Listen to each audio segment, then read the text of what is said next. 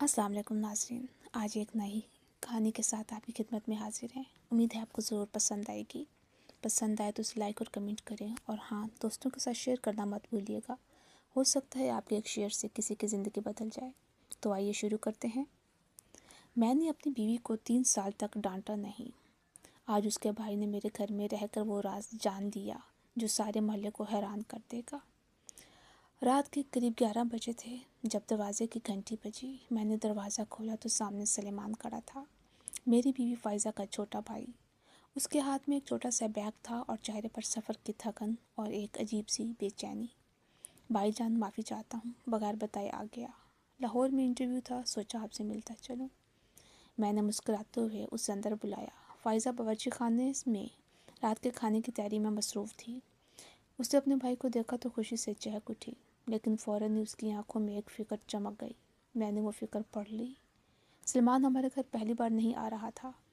पिछली बार 2 साल पहले जब वो आया था तो उसने फ़ाइज़ा और मेरी यानी कि अपनी बहन के दरमियान होने वाली एक मामूली से झगड़े का मंजर देखा था। इस झगड़े में चीखें, तीखे अल्फाज, बर्तनों की खनक थी। सलमान वापस जाकर पूरे ख़ानदान में यही कहता रहा कि उसकी बहन का घर जंगल है। आज वो फिर यहाँ था। फ़ाज़ा की को यही फ़िक्र थी। सलमान ने बैग रखा, नहाया और हमारे साथ खाने की मेज़ पर बैठ गया। खाने के दौरान मामूल की बातें होती रहीं, काम, मौसम, ख़ानदान। फ़ाइज़ा हल्की हल्की बात कर रही थी, लेकिन उसकी नज़र बार बार मुझ पर और सलमान पर टिकती थी, जैसे वो किसी धमाके का इंतज़ार कर रही हो। मैं सिर्फ खाता रहा, मुस्कुराता रहा। रात गए, सब सो गए। अगले दिन सलमान की असल आजमाइश शुरू थी। सुबह फ़ाज़ा देर से उठी क्योंकि रात को वो किताब पढ़ते पढ़ते सो गई थी। नाश्ता तैयार होने में देर हो गई। सलमान के चेहरे पर नापसंदीदगी के आसार थे। उसने मुझे देखा, शायद ये तवक्को कर रहा था कि मैं फ़ाइज़ा से कुछ कहूँगा, डांटूँगा। मैंने उठकर फ्रिज खोला, दूध निकाला और खुद चाय बनाना शुरू कर दी। फ़ाइज़ा बावर्ची खाने में आई तो माफ़ी मांगी। मैंने कहा, कोई बात नहीं, तुम्हें मालूम है मैं अपनी चाय खुद ही बेहतर बना लेता हूँ, तुम जाकर तैयारी कर लो। मैंने सलमान की तरफ देखा, उसकी आंखें हैरत से फैली की फैली रह गईं। दोपहर को फ़ाइज़ा बाज़ार से सब्ज़ी लाने गई, वो ज़रूरी चीज़ भूल गई। जब वो वापस आई तो सलमान ने तंज़न कहा, अभी से भूलने लग गई हो बहन। भाईजान को पता चला तो उसकी बात अधूरी रह गई। मैंने फ़ाइज़ा की तरफ देखा जो शर्मिंदा खड़ी थी। मैंने कहा, अरे कोई बात नहीं, मैं भी तो आज ऑफिस से वापसी पर दूध लाना भूल गया था। ये तो हम दोनों का मुश्तरका मसला है ना। फ़ाइज़ा के चेहरे पर तनाव की लकीरें नरम पड़ गईं। वो मुस्कुरा दी। सलीमान खामोश था। शाम को वाक़या हुआ। फ़ाइज़ा कमरे में मेरे काम की मेज़ पर सफाई कर रही थी। अचानक हाथ से पानी का गिलास गिर गया। शीशे के टूटने की आवाज़ आई और पानी मेरी कंप्यूटर की कीबोर्ड और फर्श पर फैल गया। फ़ाइज़ा का चेहरा सफ़ेद पड़ गया। वो कीबोर्ड जानती थी, बहुत महंगा है और बहुत काम की चीज़ है। वो बोली, ओह खुदाया, मैं माफ़ी चाहती हूँ, बहुत माफ़ी। इसकी आवाज़ काँप रही थी। सलेमान लाउंज में दौड़ता हुआ आया। मंजर देखा, उसकी नज़रें मुझ पर गड़ गईं। इंतज़ार में उसके ज़हन में शायद पिछले तमाम मनाजिर घूम रहे थे जो उसने देखे थे। माँ बाप का गुस्सा, बहनोई का चिल्ला कर बोलना, बर्तन फेंकना। वो यकीनन सोच रहा था कि अब तो धमाका होकर रहेगा। मैंने गहरी सांस ली, फ़ाइज़ा की तरफ देखा। वो आंसुओं से लड़ रही थी। मैंने अपने जज्बात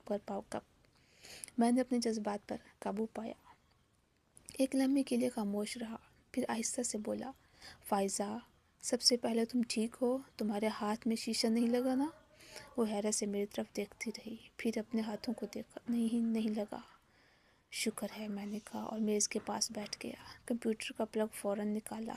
कीबोर्ड तो बीमा शुदा है, इसकी मरम्मत हो जाएगी, फ़र्श साफ़ हो जाएगा, ये शीशे भी झाड़ू दे देंगे। मैंने उसकी तरफ देखकर एक नरम मुस्कुराहट भेजी।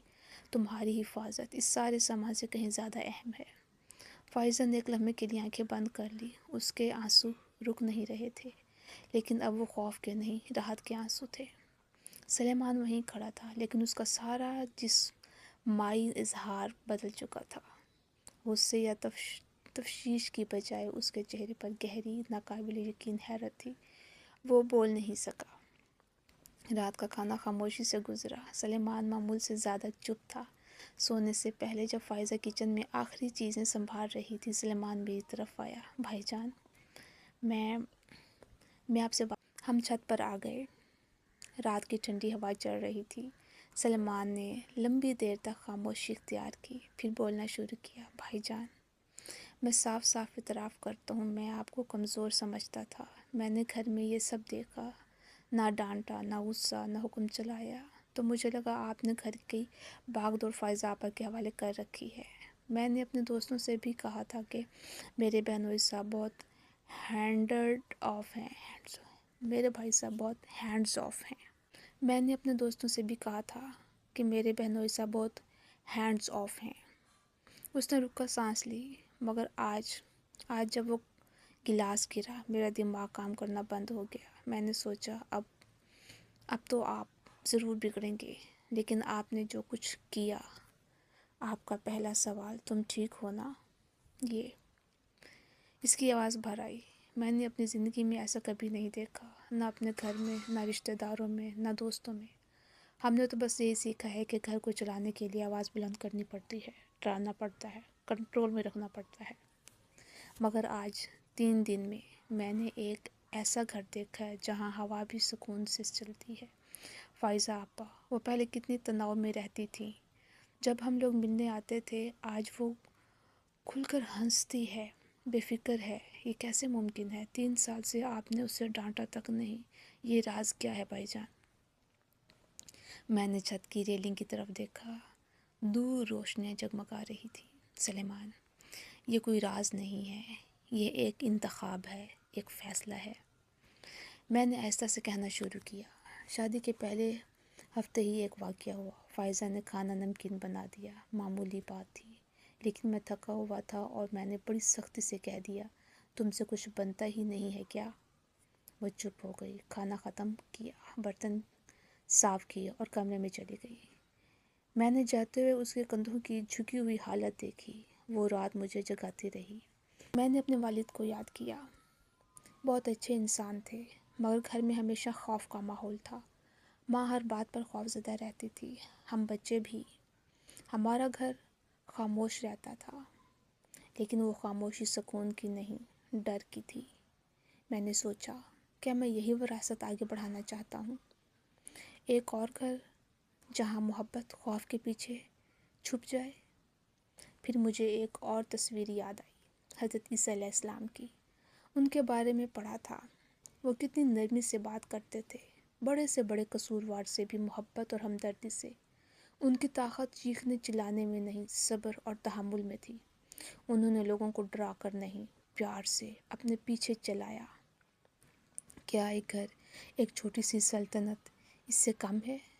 اگر وہ ایک پوری قوم کو ڈر کے بغیر چلا سکتے تھے، تو کیا میں اپنے گھر کو نرمی سے نہیں چلا سکتا؟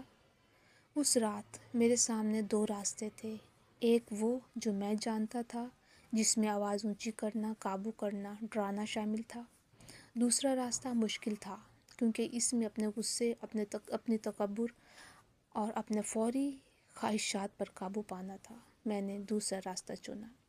یہ فیصلہ آسان نہیں تھا سلیمان۔ پہلے تو لگتا تھا کہ میں ہار رہا ہوں، لیکن پھر میں نے تبدیلی محسوس کرنا شروع کی۔ فائزہ مجھ سے بات کرنے لگی، اپنے خیالات، اپنے ڈر، اپنے خواب بتانے لگی۔ پہلے وہ ہر چیز کے لیے اجازت مانگتی تھی، اب وہ مشورے مانگتی ہے۔